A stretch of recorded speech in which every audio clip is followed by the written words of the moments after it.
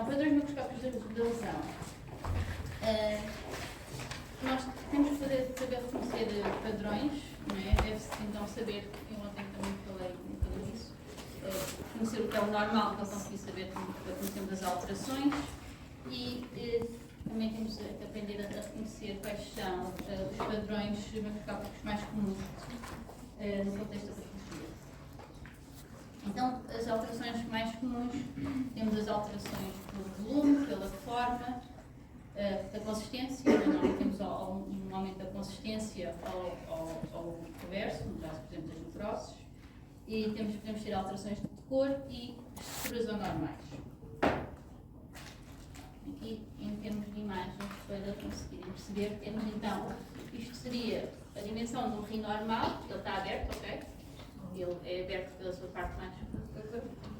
Isto será a parte interna do rim, este aqui está fechado, okay? Isto são duas metades do rim, em aberto, isto é um rim fechado, mas com muito maiores dimensões. Vocês têm a escala da régua, conseguem perceber, conseguem perceber que este rim é muito maior do que este. E aqui temos a proteína de tecido adiposo à volta do rim e nesta zona. Portanto, a parte renal do rim será só esta zona. Aqui uma metade e aqui a outra metade. Okay? Isto então em alterações de volume. Óbvio que este rim tem mais para além das alterações de volume. Este é um rim poliquístico e isso não funcionante, daí a necessidade de ser retirado. Aqui temos então, por exemplo, também da alteração de volume ou dimensões. Temos aqui mais uma dimensão de volume normal. Aqui, como conseguimos ver, esta altura deve ter uns 8 cm. E aqui temos um outro com a alteração de dimensão. Isto é um multimiomatoso, ok? Ou seja, tem um leiomioma, um ou vários leomiomas. Eu, por acaso, não tenho uma fotografia dele aberta, para vocês conseguirem verem como é que seria. Mas um outro que normalmente pode ter 60, 70, 60 gramas, este aqui tinha 60 gramas. É uma grande alteração. Mais alterações da forma. Temos aqui rins, este é um rim de ferradura, isto é uma malformação, okay? Isto é de autópsia, são rins fetais, okay? Temos aqui são os rins, os ureteres, aqui será a bexiga, aqui a bexiga está puxada para a frente e aqui será o útero fetal, também aqui as trompas e aqui o útero. Okay? Isto é alterações no desenvolvimento, então, que faz então o rim em ferradura, que é a união dos polos inferiores do rim. Em relação à alteração da consistência, eu vou tentar mostrar quando tivermos aulas no laboratório, porque aqui numa imagem vocês não conseguem perceber a diferença de consistência, mas isto é um útero aberto, isto será a cavidade do útero, ok? Nós abrimos o útero, separamos entre anterior e posterior, portanto temos aqui, isto será a cavidade uterina, e estes nódulos aqui mais branquiçados são os leomiomas, os chamados comumente miomas. E os miomas, que são constituídos por músculo liso, que é uma alteração benigna do músculo liso, e ele tem uma consistência muito mais firme do que o miométrio normal, que também é de músculo liso. Okay?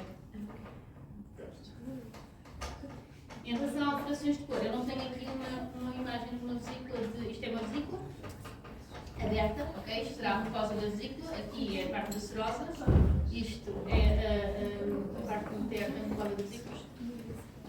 E temos então a mucosa da vesícula tem um tom normalmente mais verde escuro, que é a tonalidade da bilis, e esta aqui tem estas estrias amarelas e tem cálculos, nos chamados vendas da vesícula, mas é cálculos que se chama, e assim amarelados.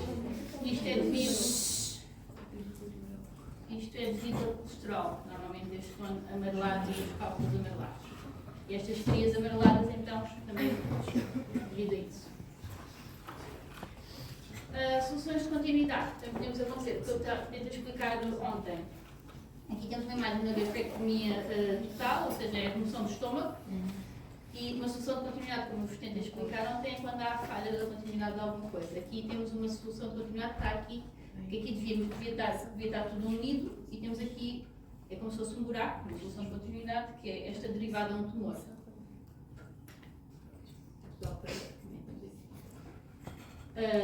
As estruturas anormais, podemos ter, neste caso, temos uma gravidez extrauterina, uma gravidez ectópica, em que aqui seria a trompa, com alterações, né? E temos então aqui o embrião que estava a se desenvolver dentro da trompa. A trompa é secundária? Não deveria ser, só que como o embrião ou o óvulo fecundado não conseguiu descer, conseguiu isto para ir para a cavidade uterina, começou-se a desenvolver no lumen da trompa. Então a trompa começou a ficar dilatada e o processo de desenvolvimento embrionário começou-se a desenvolver. Começou a criar a placenta. Isto aqui será a cavidade, aqui seria a parte interna da placenta e depois temos material de velocidades coriónicas à volta. Porque a trompa é um segmento muito pequeno, tem 7 milímetros, normalmente de espessura. Então aqui temos este embrião, que é capaz de ter umas 7 semanas. Pronto, eu tenho vários. Lá no serviço tenho vários de gravidez ectópicas até 12 semanas, que isso já são bem grandinhos.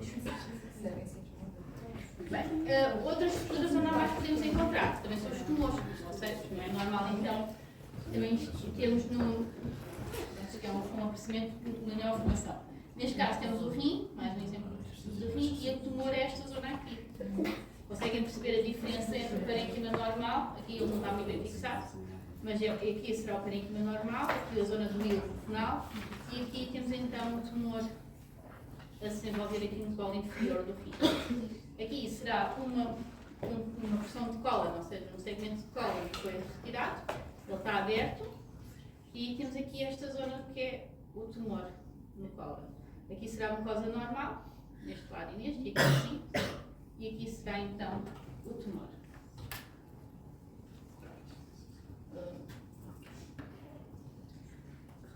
Outro conceito que vamos falar, que eu acho que vocês têm que abordar logo já do início, é então um conceito, esquecendo agora a parte das alterações, é então este conceito de exames temporâneos, que se realiza em vários tipos de cirurgias. E o que é que consiste o exame temporâneo? Vamos pensar, o exame temporâneo é um exame intraoperatório em que a cirurgia necessita de alguma resposta da anatomia patológica para saber como é que vai proceder continuar a cirurgia. Muitas vezes pode ser pedida a anatomia patológica para avaliar margens cirúrgicas, para avaliar gânglios sentinela, já vos explico o que é o gânglio sentinela, para ver se existe metástase, invasões tumorais e até para perceber se trata de uma patologia benigna ou maligna. Ok? Em termos do que no gânglio sentinela, o gânglio sentinela é o primeiro gânglio de uma cadeia linfática, ou seja, imaginem, o mais comum, ou o que é mais comum aparecer ou realizar-se é o gânglio sentinela no cancro da mama. Imaginem que temos um cancro da mama de esquerda, o gânglio sentinela vai ser o primeiro gânglio da cadeia linfática que está na axila esquerda a drenar o tumor, ok? Então o que é que se faz? É colocado uma tinta, pode ser pelo mamilo ou pela zona do tumor, em que vai fazer, e essa que é um azul metileno, é azul e vai corar, e essa tinta vai percorrer a parte linfática, o sistema linfático, e vai corar o primeiro gânglio. Na cirurgia eles vão detectar esse gânglio azul, vão retirar e vão mandar para a anatomia patológica. Na anatomia patológica, o que é que nós podemos fazer? Deixa-me só para perceber aqui. O que é que nós vamos fazer? Chegamos o gânglio linfático, nós vamos observar o gânglio, vamos cortá-lo. Podemos fazer, como tem aqui um esfregaço consiste em raspar, imaginem raspar partes de células do gânglio e depois passar para uma lâmina. Não tenho aqui, imaginem que é uma lâmina, nós raspamos do gânglio com o bisturi, e depois passamos para a lâmina, depois vamos fazer uma coloração que vai ser visualizada ao microscópio. E aí vamos perceber, o patologista vai analisar se existe células tumorais ou não. Se existir células tumorais, quer dizer que o tumor já está disseminado, já está metastizado, a via linfática. Então ele informa a cirurgia e os cirurgiões sabem que vão ter que fazer então a remoção de toda a candeia linfática, a garantir que não ocorra metástases noutros órgãos para além, né, do tumor cá na mama. Estão a perceber isto? Pronto. Portanto, o gânglio sentinela é o primeiro gânglio de uma cadeia linfática, que faz a drenagem daquela área, ok? Eu dou o exemplo da mama, mas nos melanomas também podemos ter, também se faz gânglio sentinela, mas o melanoma pode estar em vários sítios, portanto, se estiver na perna esquerda, vai ser na zona inguinal, que será provavelmente o seu gânglio sentinela, está bem? Pois é sempre da cadeia linfática mais próxima ao tumor. Outra maneira de fazer a curação do gânglio sentinela poderá ser por endinites, quer dizer que nós agarramos no gânglio, seccionamos ao meio e só pulsamos em cima da lâmina e ele vai, as células vão ficar aderidas à lâmina e depois fazemos a curação, vai dar o mesmo resultado parecido ao do esfregaço. Ou então podemos fazer cortes de congelação, utilizamos um aparelho que chama-se crióstato, que vamos utilizar um gel que vai congelar. Vamos fazer cortes histológicos, mas por todo o processamento vai ser então congelado e tiramos então os cortes e fazemos uma curação de rotina de HF mais rápida do que o normal. Pronto, e também é visualizado ao microscópio. Acho que aqui está. Só aqui para lembrar, eu ponho aqui que o resultado é sempre provisório. Tudo o que o patologista fala depois com o cirurgião, óbvio, isto tudo vai passar pela rotina normal para garantir, né, para confirmar os resultados que foram dados, ok? Isto é sempre só uma ajuda para direcionar a cirurgia. No caso de avaliações de margens, para eles saberem se tumores precisaram já o tumor na totalidade ou se precisam de alargar a margem. No caso de invasões tumorais, normalmente vemos a invasão tumoral é mais nos tumores do endométrio do útero, ok? E nós temos que avaliar se invade o miométrio, se o tumor do endométrio invade o miométrio, se invade mais ou menos 50%, isto porque muda o estadiamento, e eles para os cirurgiões saberem se vão retirar a cadeia linfática ganglionar, a cadeia linfática inguinal ou não. Pronto. Eu tenho imagens, é mais fácil explicar por imagens. Portanto, aqui já abordei. Aqui então tem a definição do gânglio sentinela, está bem? Foi o que eu estive a dizer, mas fica aqui escrito. Em termos de avaliação de imagens cirúrgicas, temos aqui uma imagem, uma fotografia de uma tumorectomia mamária, ou seja, chegou-nos a tumorectomia mamária, marcada com fios de sutura. Muitas das vezes, antes de vir para a anatomia patológica, podem ir para a radiologia também, primeiro para eles marcarem com arpão a zona do tumor, se não for muito pequeno. E então aqui, esta zona mais branquiçada, aqui é a zona do tumor. O parênquima da mama, vocês para terem uma ideia, é quase tudo composto por tecido adiposo, não é? E tem algumas zonas branquiçadas elásticas, que são os ductos, mas são muito tenues, digamos assim. E então esta zona aqui é a zona do tumor, e nós fazemos no exame extemporâneo é dar o tamanho do tumor e a relação do tumor às margens cirúrgicas. Se dissermos que o tumor está próximo à margem superior, o cirurgião vai fazer então algum alargamento de margem e garantir que a doente fica livre de tumor naquela cirurgia. Senão o que é que vai acontecer? A doente vai para casa, vai para a anatomia patológica à peça, o tumor está na margem, a doente tem que voltar e fazer nova cirurgia. Então, no exame extemporâneo, evita-se então uma segunda cirurgia, uma segunda anestesia à doente. Em relação à avaliação da invasão, aqui temos então um útero, ok? Temos aqui, o que é que nós vamos fazer? Aqui temos aqui esta zona que parece meio ulcerada, que será a zona de tumor, também temos aqui um pólipo de endométrio, mas aqui será a zona de tumor e que nós não tinha uma fotografia da secção, vamos seccionar e tentar perceber se este tumor que está no endométrio se invade então o miométrio ou não e se invade mais ou menos 50%, isto vai mudar então o estadiamento. E então a cirurgia, o cirurgião vai decidir se vai retirar então os gânglios linfáticos ou não. Isto, bem, pelo poder decidir lá, vamos logo está metastizado, o sentinela está metastizado ou não. Podemos retirar logo na mesma, mas isto para a qualidade de vida da doente altera muito, não é? Fazer uma linfadenectomia, ou seja, este é o nome da retirada da cadeia linfática. Retirar a cadeia linfática vai condicionar muito a vida da doente. Normalmente vai criar edemas, a mobilidade do braço também muda. Então, podendo evitar, evita-se fazer então essas cirurgias se não for necessário. Ok, pronto. Em relação a esta, era a última parte da aula de ontem, era isto. Ficou claro? É importante que vocês tenham bem presente o que é o exame extemporâneo e a grande sentinela e depois, eu tenho aqui estes exemplos, mas no ovário faz muitos exames extemporâneos para ver se é benigno ou maligno. No estômago, avaliação de margens, ok? Em vários órgãos faz então este tipo de exames.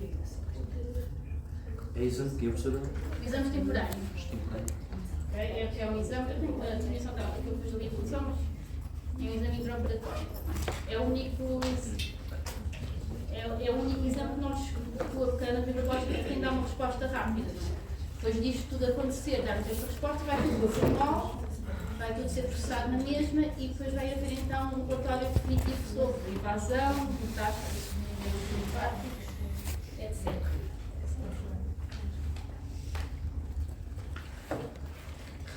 Desculpa, eu sinto que estou muito acelerada, quando vinha a correr para aqui, chego sempre aqui muito acelerada, peço desculpa, porque preciso do trabalho, não sei o quê, chego aqui assim um bocadinho. Não fica pequeno, peço que seja pequeno, estava por trás. Bem, este agora é curtinho, está bem? E só para vocês perceberem, eu depois em cada sistema nós vamos voltar a falar um bocadinho do sistema TNM, mas aqui é só para vocês terem uma ideia geral do que é que isto é e como é que as coisas acontecem. Eu tenho aqui os princípios do sistema, mas isto para terem uma ideia. Há vários comitês internacionais, americanos, britânicos, franceses. Houve a necessidade, pelos passados dos anos, de todos falarem a mesma língua. Ou seja, o que um patologista ou um país classifica uma neoplasia conseguir ser entendido da mesma maneira noutra zona. Então existiu então a necessidade de se criar um sistema em que todos falassem a mesma língua e todos classificassem da mesma maneira.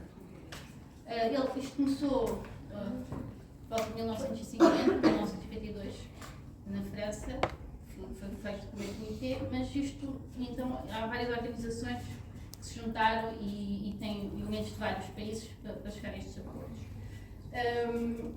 Pronto, isto faz com que a classificação seja, então, com concordância entre vários países e tem, então, o objetivo de permitir as comparações entre as patologias. E também,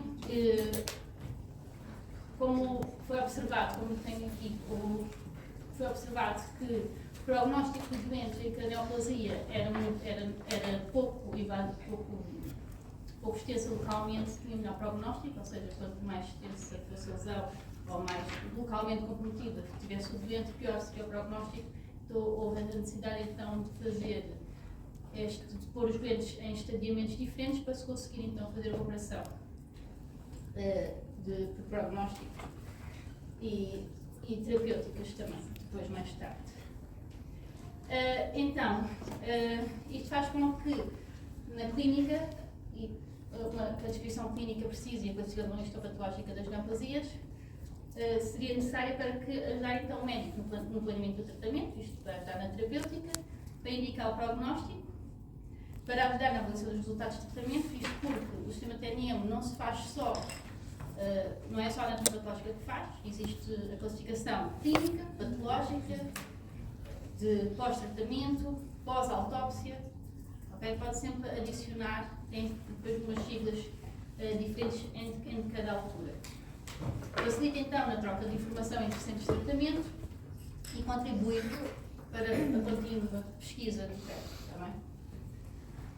Então, os princípios básicos é sempre as localizações. Cada localização anatómica vai ter uma classificação, independentemente do tratamento, e para além de cada localização é cada tipo de tumor, ok?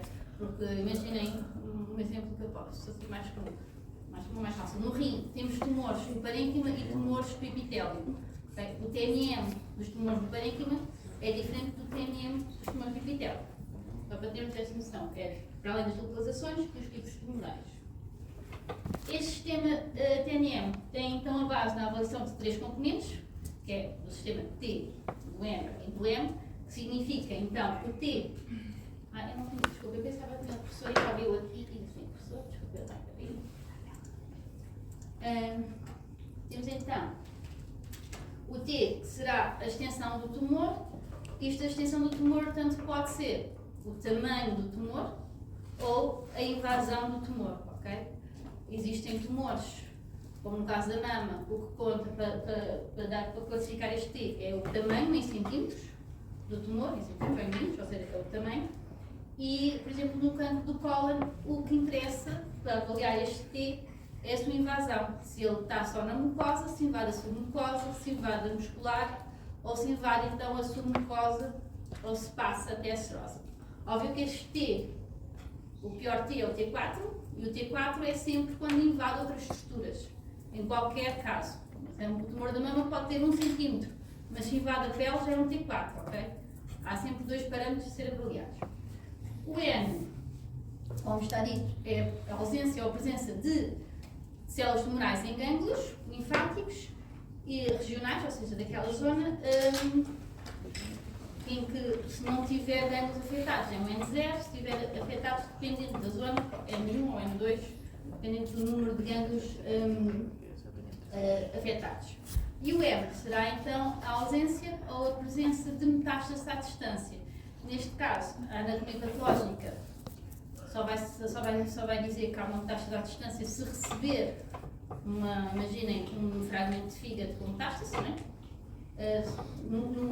Quando recebemos uma peça de cólon com tumor, nós não vamos conseguir, não sabemos se tem ou não a metástase à distância. Isso depois toda a parte clínica, né? Tudo isto vai ser sempre um trabalho multidisciplinar para fazer estas avaliações também. Ok? Portanto, aqui temos então que vamos ter de T1 a T4 e a adição de cada número vai ser então dependente ou do tamanho em comprimento, ou maiores eixos, ou então em invasão, em que o T0 é que não se encontra neoplasia, o TX é in situ, okay? Ou seja, que está localizado. Imaginem um tumor do cólon que só está na mucosa. A mucosa é onde começa, não é? Onde começa essa é uma formação maligna e não passa daí, está contido. O T1 é quando já está na submucosa, ok? Da mucosa já invadiu a submucosa, e T2 por aí fora. O N é N0, não tem gânglios afetados. N1, dependendo dos tumores, tem 1 ou 2, ou até X número de gânglios. N2 até X, N3 até X. Isto depois depende, óbvio, da zona. E M0 que não tem metástase, M1 metástase. Pronto. Aqui em esquema, para vos tentar mostrar, aqui será o esófago, está bem? Em esquema seria aqui a mucosa, em que tínhamos aqui, aqui seria que ainda nem seria, ou seria in situ. O T1 está a invadir a submucosa. Esse aqui até põe em 2, está a submucosa aqui, eu estava a olhar para isto, porque aqui só está a tocar e aqui já está a invadir aqui, a submucosa. Desculpa lá, eu este esquema é mais difícil, para sempre, normalmente aqui já está a camada muscular e depois o T3 a invadir a gordura à volta e o T4 a invadir outras estruturas que está aqui à horta. E aqueles que representam o N0, este gânglio que não tem metástase, e N1, um gânglio com metástase. Ok? Aqui. Pronto, porque eles têm a introdução. Okay. Em relação ao rim, o rim, por exemplo, é o tamanho que muda, independentemente do tamanho é que mudou então este T. E temos aqui foi o esquema em que temos, por exemplo, o T1, depois pode haver subtipos A e B, no caso do rim, temos que conta se T1 é inferior a 7 cm, T2 passa superior a 7. Mas dentro do T1, muda o estadiamento também, se for até 4 ou superior a 4. E depois do T2 para T3 até 10 cm, e depois então se invade a veia cava ou até matar. Até a gordura no hilo renal também vai alterar este estadiamento. E depois aqui. Mas pronto, isso é só vocês terem uma ideia. Em imagem, o que é que nós avaliamos isto na macroscopia também? Quando estamos a fazer a macroscopia, nós macroscopicamente conseguimos medir os tumores e também conseguimos ver o que é que eles invadem. Isto como é que nós conseguimos ver? O tumor ao invadir destrói. Se eu deixo de conseguir ver a camada muscular, identificar a camada muscular, quer dizer que ele já invadiu a camada muscular. É assim que nós conseguimos ver o que é que o tumor está a invadir. Okay? Aqui, vou tentar que vocês vejam. Isto aqui será o tumor, esta zona aqui, em que o tumor está na mucosa, aqui será a submucosa. Este tumor, macroscopicamente, eu digo que está a invadir a submucosa, mas sem grande confiança. Eu vou dizer que parece-me, macroscopicamente, que está a invadir. Depois, ao microscópio, o patologista está de confirmar. Enquanto neste lado temos outro tumor que eu consigo garantir, macroscopicamente, eu não tenho dúvidas nenhumas que isto será um T3, porque eu consigo ver que o tumor já está na gordura. A gordura será a subserosa. É porque está por baixo da serosa, por isso que se chama subserosa. E aqui, este tumor, esta zona aqui, eu tenho a certeza absoluta que é o tumor que está invadido. Aqui consigo dizer. E como eu estava a dizer, aqui assim, não sei se vocês conseguem perceber, temos a mucosa, que é esta zona mais acastanhada. Esta linha branca fina é muscular. Está bem? Aqui desta zona branca fina é muscular e depois teria a subserosa aqui à volta. Aqui na zona do tumor, onde o tumor está a invadir, eu não consigo ter essa diferenciação.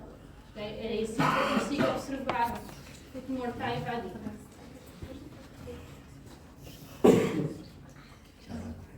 Okay? E aqui outra só diferença que temos assim um tumor renal de pequenas dimensões e um tumor renal assim de maiores dimensões. Isto também vão ter tipos diferentes. Em relação ao N, esta foi uma das fotografias que eu vou. Aqui, esta zona aqui mais arredondada, espreguiçada, isto é um gânglio com este aspecto, macroscopicamente parece estar metastizado, e isto teria outro. Isto é um tumor de grandes dimensões que está a invadir, isto aqui é tudo tumor. Aqui a parede ia acabar nesta zona e o tumor está a invadir aqui mesmo. Então este tumor está ali a comprometer muito o cálculo já. Em termos das metástases, pronto, isto aqui será então uma ressonância, então temos aqui metástases, isto será o fígado, e temos aqui metástases hepáticas, está bem? Só para vocês que pediam às vezes quando há uma metástase, eles podem separar parte do fígado e mandar para a anatomia patológica, não é muito comum.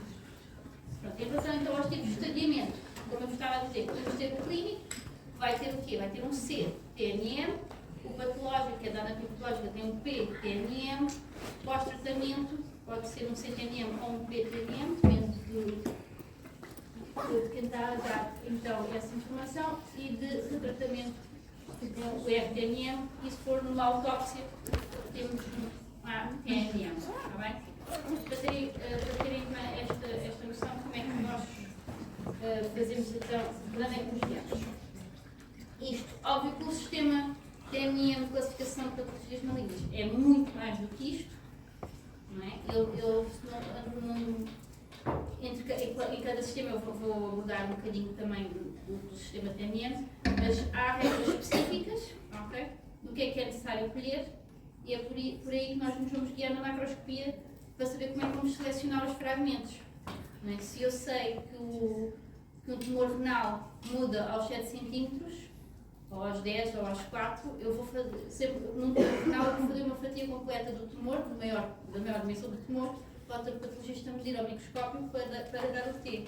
Se eu sei que o estadiamento muda pela invasão da veia renal, por exemplo, eu vou garantir fazer várias fatias de tumor em relação à veia, para o patologista conseguir identificar se existe ou não existe invasão da veia renal. O tamanho do estadiamento muda de órgão para órgão, ou por exemplo é 7 cm para todos? Não. Isso é para o fim. Muda de órgão para órgão, de tipo de tumor para tipo de tumor.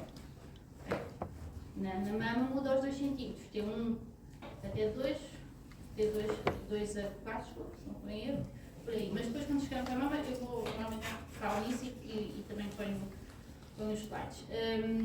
Na bibliografia havia lá uma, não sei se vocês repararam, há lá um site que é o CAP, que é do Colégio Americano, e eles fazem sempre muitas atualizações de regras do que é necessário fazer, tudo baseado também nos sistemas TNM, e vamos sempre atualizando e vendo o que é necessário.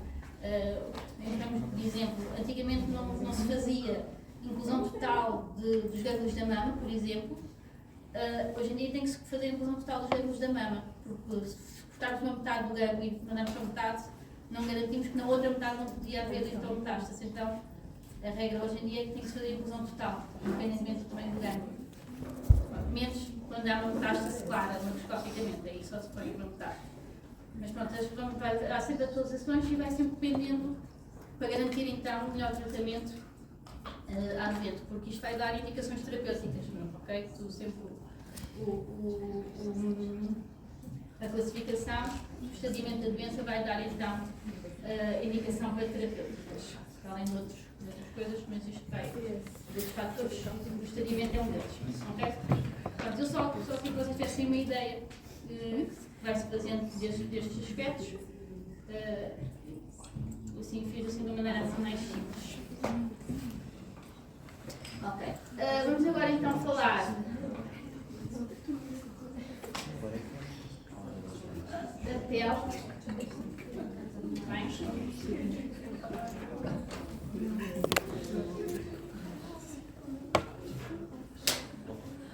Está tudo bem até aqui? Pronto. Em relação à pele, vamos então. Já não tenho.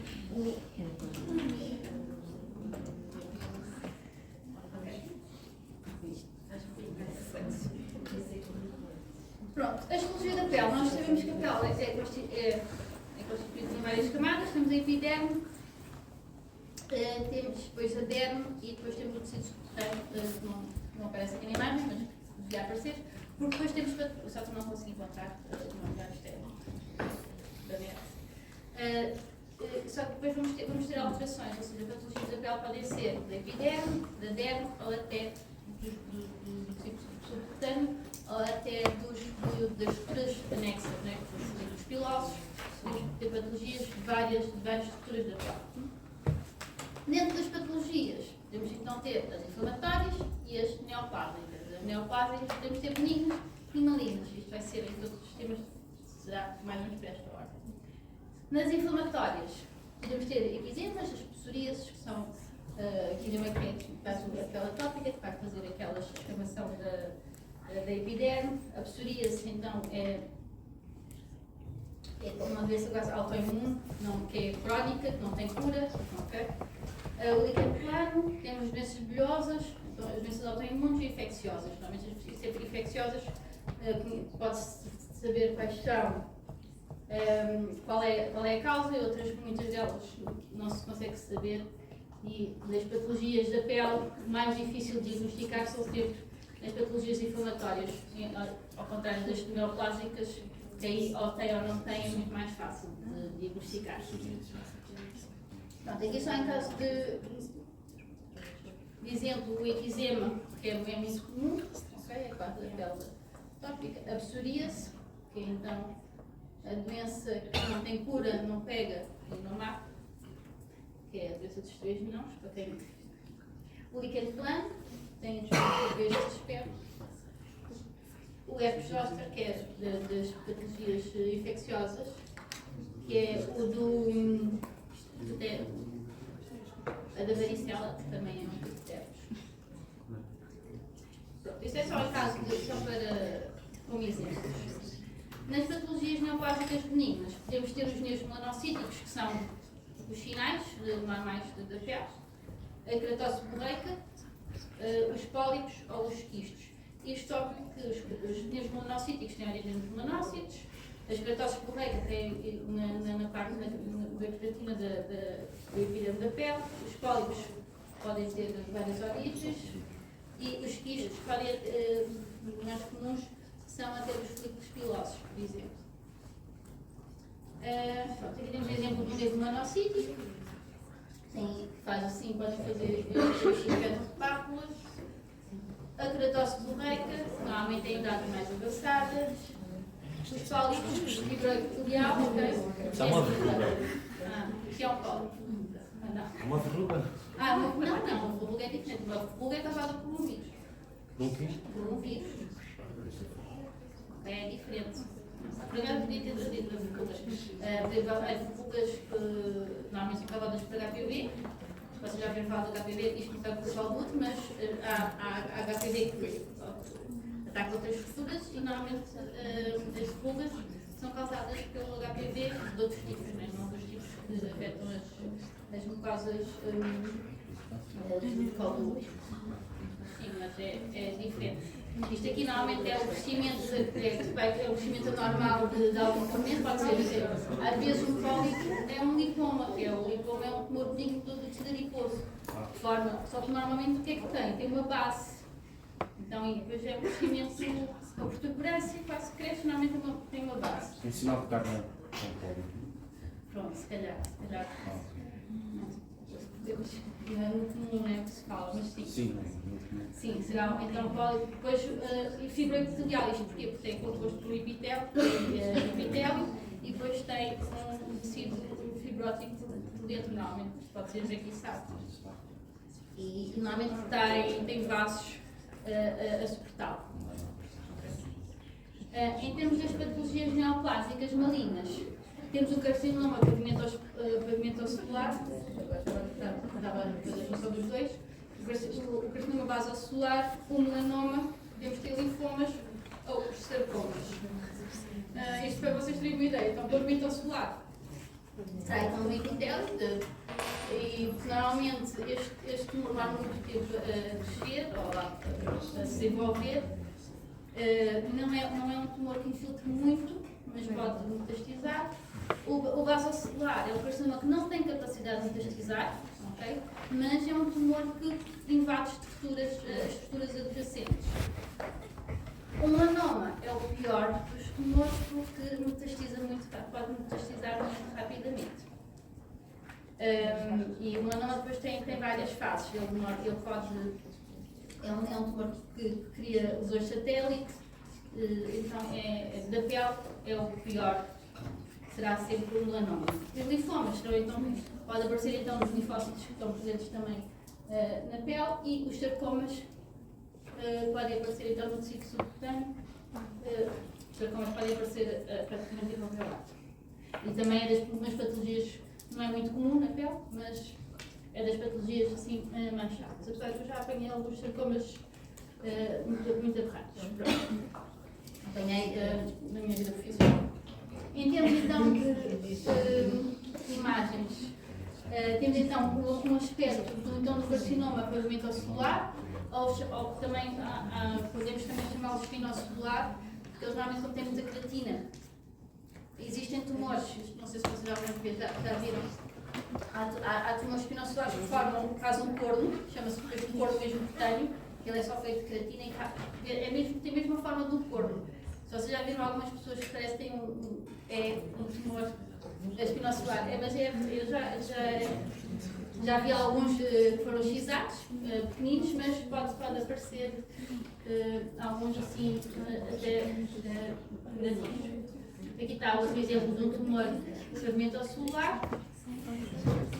O vasocelular é assim um bocadinho mais, não é tão exuberante como os pigmentocelares. É assim, quase uma mácula.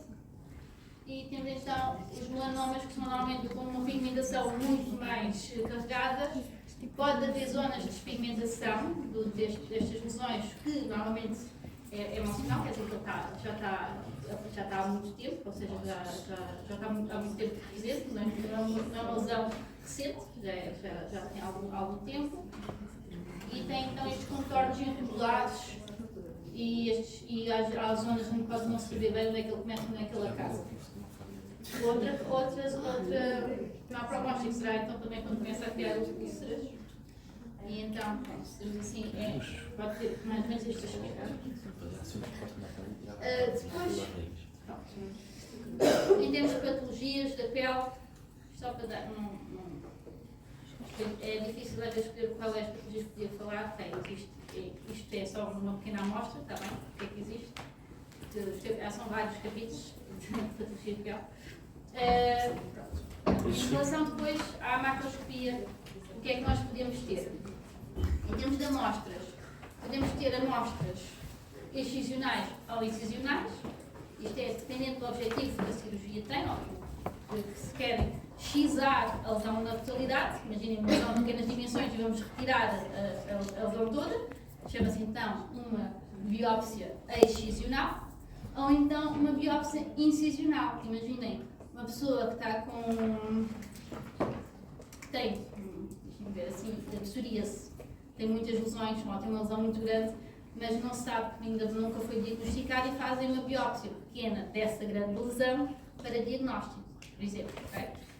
Portanto, uma biópsia incisional será uma biópsia de uma lesão maior. A lesão não é excisada na totalidade, só se tira um bocadinho da lesão para diagnosticar e depois, se for necessário, excisa-se a lesão toda. Se não, se for uma doença só inflamatória, trata-se a doença e não se tem que excisar totalmente a lesão toda. Não é? Se for um tumor, aí provavelmente vai-se ter retirado a lesão toda. Conseguem perceber a diferença entre excisional e incisional? Ou é tudo ou é uma parte? Exato. Mas não me digam se quer dentro do corpo ou fora do corpo, está bem?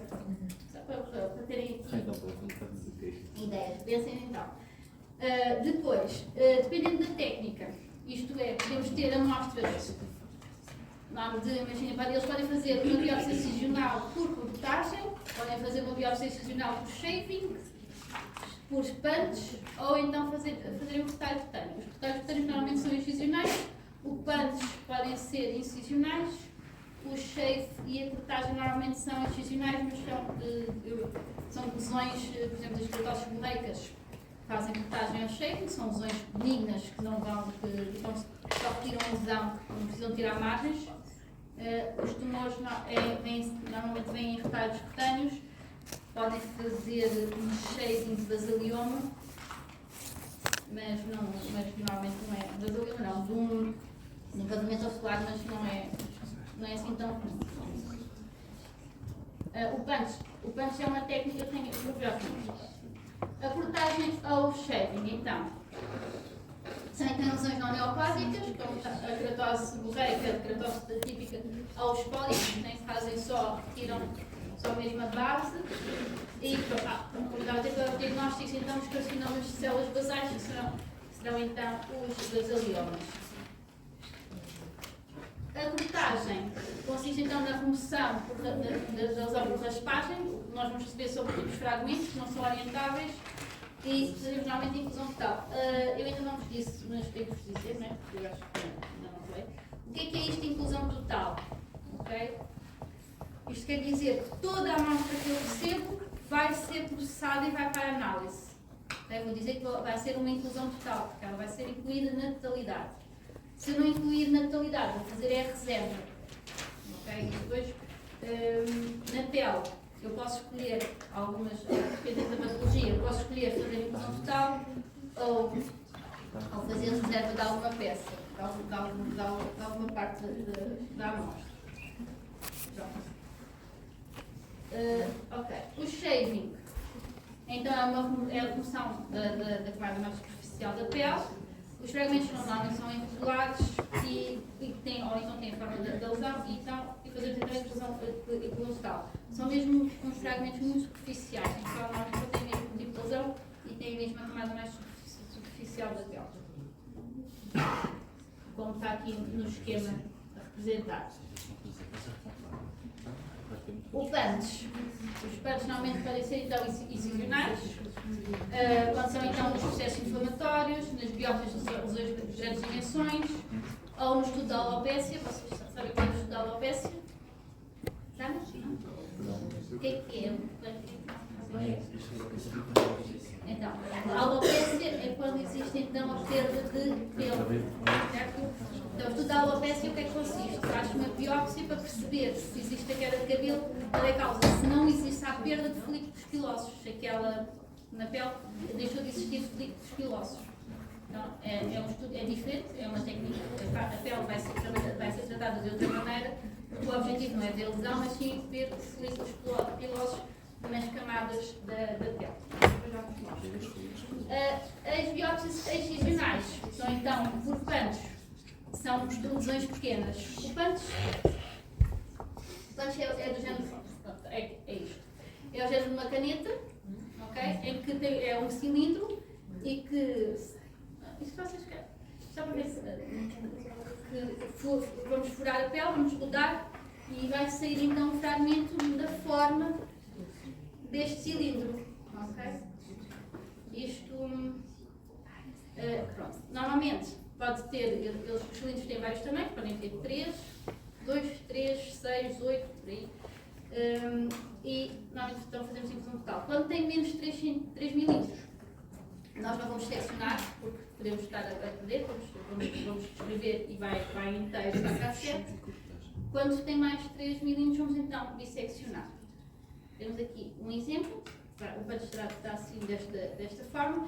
Neste exemplo, neste esquema, isto será um punch, uma biópsia excisional, okay? Porque eles fazem aqui o exemplo de uma lesão aqui no meio e temos um bocadinho de margem à volta, eles precisaram a lesão na totalidade. Então dissecciona-se e depois põe-se na totalidade. No estudo da alopécia, vamos fazer cortes diferentes. Vamos ter um punch e o que vamos fazer cortes transversais. Eles aqui têm como esquema conforto. Okay? Vamos fazer então estes cortes transversais, porque o que se pretende perceber é se existem então folículos pilosos ou não nas camadas da pele. Okay? Daí secciona-se de maneira diferente e o tratamento depois no laboratório de anatomia patológica também vai ser de maneira diferente. Eu vou fazer uma secção e vou pintar uma face. Vou fazer outra secção e vou pintar outra face. E vou dizer aos colegas que estão na outra parte do serviço que para baixo vai ser o que está pintado, que é para o patologista estar a ver as secções diferentes, não? Ele vai ver duas secções iguais. E portanto é que ele vai ver por camadas. Retalho cutâneo. Então, o retalho cutâneo será então uma excisão de maiores dimensões da pele.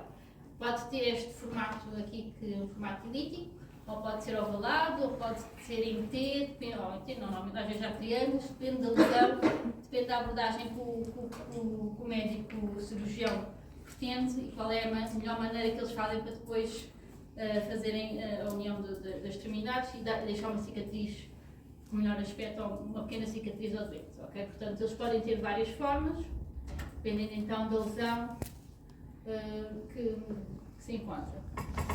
É então realizado em tumores malignos, pode também os nervos melanocíticos ou outras lesões benignas de grandes dimensões, pode ser então realizado. Pronto. Na epiderme, podemos ter, quando nós recebemos, observar vários tipos de lesões. Como podemos ter umas máculas, que são lesões planas, é como se fosse uma mancha, os sinais normais que a gente tem que são planos, é uma mácula. As placas, é parecida à mácula, mas tem uma pequena elevação, é como se fosse um patamarzinho só. As pápulas, que é uma lesão elevada, mas com menos de 1 cm de diâmetro, ok? É uma lesão, elevada, depois tenho aqui o esquema. Ou então um nódulo, que é uma lesão elevada com mais de 1 cm. Okay? Aqui temos então o exemplo da mácula, da pápula. Aqui temos a placa, então será, e aqui o nódulo, que é então uma lesão assim bem mais elevada. Okay? O esquema depois é mais fácil para ajudar vocês a visualizarem. Pode só puxar mais para som. Já dá.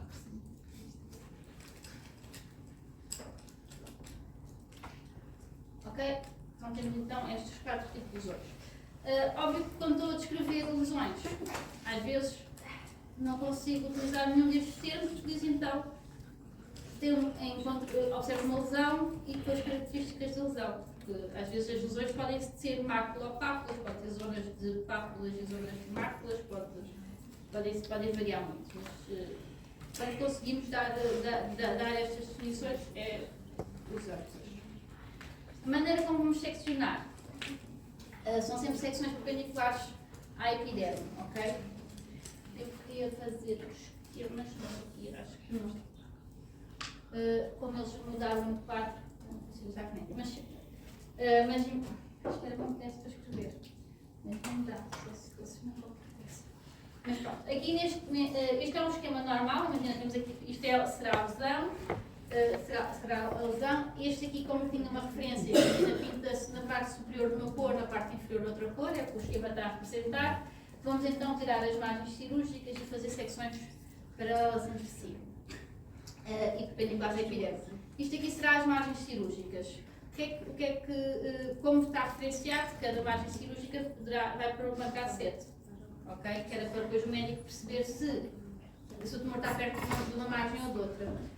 Se o tumor estiver muito perto destas margens, em vez de selecionar, fazer estas secções como está aqui representado, o que nós podemos representar será uma coisa assim deste género, por exemplo. Também para depois o patologista conseguir ver ao microscópio a distância então da lesão à margem. Nós microscopicamente pode-nos parecer não estar a atingir, mas microscopicamente pode estar a atingir.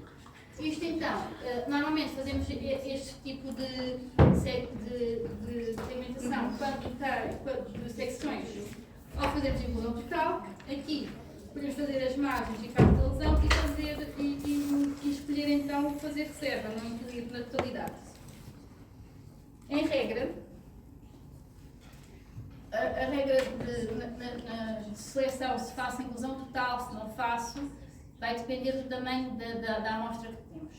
Se o retalho cutâneo, se a amostra que eu tenho de pele tem até 2 cm, eu vou sempre fazer inclusão total.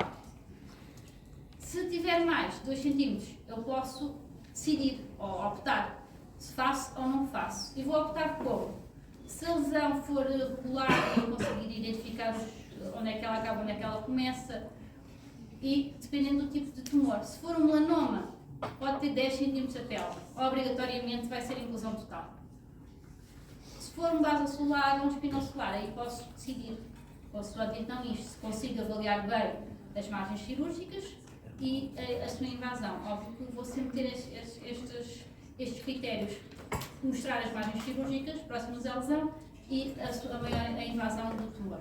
Okay? E posso então selecionar como é que eu faço, se faço ou não. Ok? Isto ficou, eu não tenho isto escrito em lado nenhum nos slides, mas isto ficou, tá bem? Percebam isto. Melanomas, inclusão total em todo o lado, inclusão total independentemente do tamanho, mas em regra será aos 2 cm inclusão total, maior, podemos então selecionar dependendo das lesões. Pronto. Dúvidas? Perceberam? Amostras de lábios serão então, os retalhos normalmente são retalhos em cunha, isto porque vamos ter, eles têm este formato.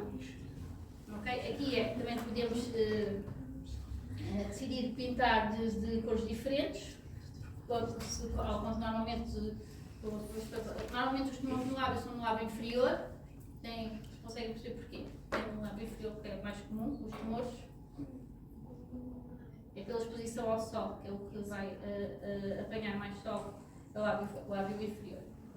Por exemplo, o pavimento solar é um tumor que vai aparecer pela exposição solar, okay? É um dos fatores. Pronto, aqui como não vamos conseguir orientar, porque um retalho de lábio não é um retalho que não tem só pele, não, okay? Vai ter mucosa e pele, e então aí conseguimos orientar, podíamos decidir pintar. E aqui fazemos sempre inclusão total também nestas amostras, está bem? E as secções são sempre perpendiculares à epiderme e mucosa, ok? Aqui neste lado será a mucosa e neste lado será, aqui está ao contrário, neste lado da mucosa e neste lado será a pele. Quando se tira um lábio inteiro, se diz que é uma vermelhectomia, não é só por curiosidade, eu não vou porque mas não se dá à peça. Pronto, a descrição da amostra.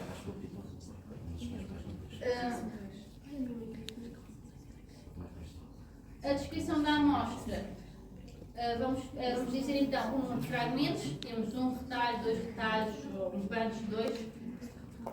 O tipo de tecido pode ser então um retalho de tano, um retalho de lábio, ou uma excisão de pavilhão auricular. As suas dimensões, a forma e as dimensões, ou seja, retalho tanilítico, ovalado, irregular. Vamos dar os maiores eixos ou o diâmetro, no caso dos panos, vamos dar os diâmetros e a sua altura. Nos retalhos cutâneos vamos dar então os maiores eixos. Depois vamos descrever a lesão que conseguimos observar na epiderme.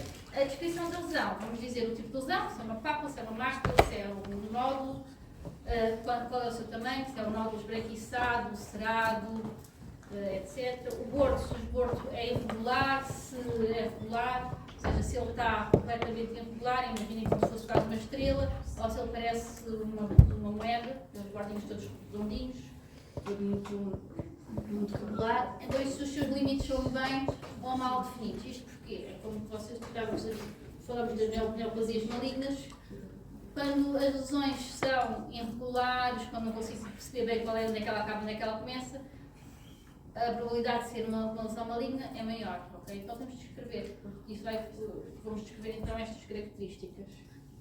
Pronto, aqui o bordo, só para dar a ideia, o bordo será, aqui está muito regularzinho, aqui é irregular, e os limites aqui eu consigo perceber bem onde é que eles não começam, onde é que eles não acabam, e aqui eu não consigo perceber, aqui parece que faz assim uma manchazinha, e eu não consigo ver, aqui embaixo não sei se já acabou, se ainda continuava, para este lado, pronto. Então aqui são os limites mal definidos, não consigo definir bem onde é que começa, onde é que acaba, e aqui então os limites bem definidos. Em relação depois à descrição da lesão visível na epiderme, já falei então do tipo, ok, fazemos esta descrição e depois vou dizer então o seu tamanho, a sua cor e vou dizer a relação às suas margens, está bem? Isto já tenho que mudar aqui esta ordem. Bem, depois, pronto, aqui com uma imagem é mais fácil depois de. Aqui temos então o retalho cutâneo ovalado, imaginem, né? É assim, ovalado, tem 3 por 2,5, depois da altura deve ter aí uns 7 milímetros, e está então, este aqui está centrado por um nódulo, esbranquiçado, bordos assim irregulares, mas os limites até bem definidos, e depois vou dizer então a distância do tumor à margem mais próxima da superfície. Depois de seccionado, vou dizer então a distância à margem profunda. Aqui, eu suspeitaria que seria um basalioma, e o que é que eu posso decidir? Não incluir esta pele toda que tem 3 cm, e vou sempre dar preferência às áreas que invadem mais. Óbvio que eu vou seccionar a pele toda na sua totalidade para decidir o que é que eu vou representar, ok? Pronto, então, vamos fazer a descrição da pele, da lesão que vejo na epiderme e depois da sua distância, a sua relação às margens. Em relação a lesões que na epiderme não tenho nada e depois tenho na derme, podem ser normalmente quistos. Quando se ao seccionarem conseguirem observar o quisto, vou dizer como é que é as suas paredes, são lisas, têm algumas pápulas, se é irregular, se tem nódulos na sua superfície, e o seu conteúdo. Normalmente estes quistos, quando recebemos retalhos cutâneos com quistos, normalmente são os quistos sebáceos, que têm aquele conteúdo pastoso esbranquiçado e que tem o seu cheiro característico, cheira mal, é característico. Podemos ter tumores, normalmente estes tumores serão sarcomas, e vamos sempre dar as suas dimensões, a sua cor, se ele é bem definido, se tem cápsula ou não, e também a sua consistência, e vamos dizer então também as alterações de consistência, que às vezes também, imaginem que temos a pele que tem um aumento da sua consistência. Pronto, aqui tenho um exemplo em que aqui, por exemplo, a epiderme estava mantida, óbvio que fazia uma protuberância na epiderme, mas está mantida, não tem úlceras, não tem lesões na epiderme, a não ser então uma protuberância. Em secção, vimos então um tumor de grandes dimensões. Okay? Aqui iríamos dizer, e iríamos fazer sempre referência das distâncias às margens, e, laterais e profunda. Ok? Exato. Então, em termos de, por exemplo, do TNM nestes casos, dos carcinomas, e só para vocês terem ideia, se o tumor tem 2 cm ao menos de diâmetro, se tiver mais, ok, para mudar entre o T1A e o T1B, no T2 já vai ter mais de 2 cm, até os 5 cm, no T3 vai ter mais de 5 cm e no T4 então se invadem então já outras estruturas, está bem? E depois vamos ter em milímetros mais características. Isto depois, como eu estava a dizer, muda consoante. O melanoma já é diferente, okay? Temos um TNM diferente também para o melanoma, em que aqui será em milímetros as suas alterações, porque o melanoma pode criar, é muito mais agressivo e cria então as suas lesões satélite, as suas alterações, o TNM, portanto, parece que tem então classificações diferentes. Em relação, por exemplo, nós podemos receber, para além de decisões de melanoma, da patologia de melanoma em si, da lesão, depois de ser diagnosticado melanoma, normalmente fazem um alargamento de margens, independentemente se as margens estavam atingidas, normalmente fazem um alargamento de margens. Normalmente aí vamos receber o retalho cutâneo de grandes, de algumas até pode ter 4, 5 cm, com a margem, com a cicatriz. Nesses casos faz-se sempre inclusão total também. Nos melanomas, tudo o que vem proveniente do melanoma é a inclusão total. Está bem? Por hoje só tenho isto. Vou-vos dar